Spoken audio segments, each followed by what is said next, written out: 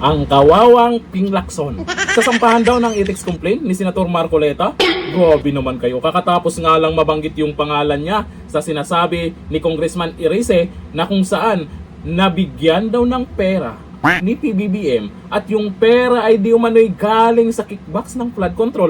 Ayon po yan sa napabasa po nilang text messages ni Bersamin at ni Junior. Sabi po ng mga netizens, Mirisi Gaba. Abay, ayon po dito sa balita ngayon, Senador Marcoleta maghahain ng ethics complaint laban kay Senator Ping Lacson dahil sa splice video.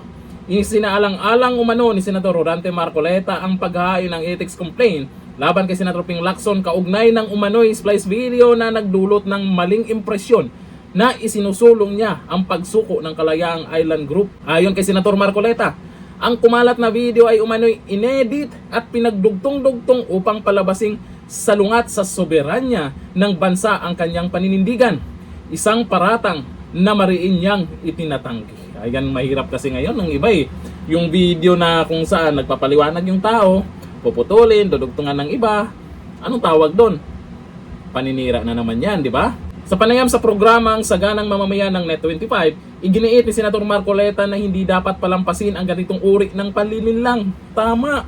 Kasi kung mga vlogger nag-i-edit ng mga ganyang video tapos nag-viral, anong gagawin nila?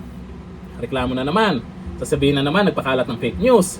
Dapat, yung mga senador na gumagawa ng ganyan, dapat sampulan. Nagugat ang kontrobersya matapos kumalat sa social media ang isang video na umano'y manipuladong bersyon ng pahayag ni Senator Marcoleta tungkol sa usapin ng Kalayaan Island Group. Ayon sa kanyang kampo, ginamit umano ang splice video upang palabasing pumapayag siya sa pagsuko ng teritoryo ng bansa. Isang bagay na taliwas sa kanyang matagal ng paninindigan sa soberanya ng Pilipinas. Giit ng senador, malinaw na panlilinlang ito sa publiko at isang uri ng disinformation. Lacson, paano yan? Magaling na abogado yung magrereklamo. Dahil dito, pinag-aralan ngayon ng kampo ni Senator Marcoleta ang paghahain ng formal na reklamo laban kay Senator Lacson. Ay dapat ituloy yan. Wag nang palalagpasin yan.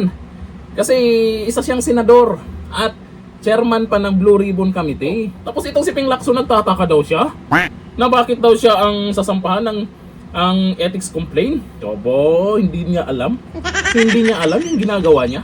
Nagpahayag ng pagkalito si Senator Ping Lacson matapos lumutang ang balitang kinukonsidera ni Senator Marcoleta ang paghahain ng ethics complaint laban sa kanya kaugnay ng umano'y splice video.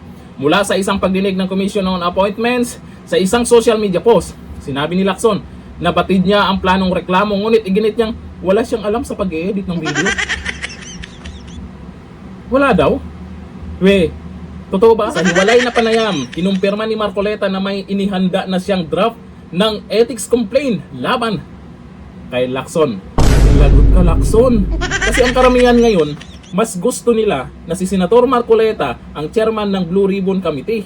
Lalo na ngayon, dyan sa Maanumalyang Flood Control Project, yung kickbacks di umano, ay naisama yung pangalan mo.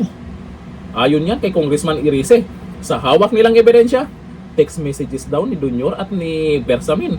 Matibay yan. Kasi hindi naman sila pwedeng magbanggit ng pangalan kung walang ebidensyang pinanghahawa. Kaya sabi ng karamihan, Mirisi Gaba Tagam.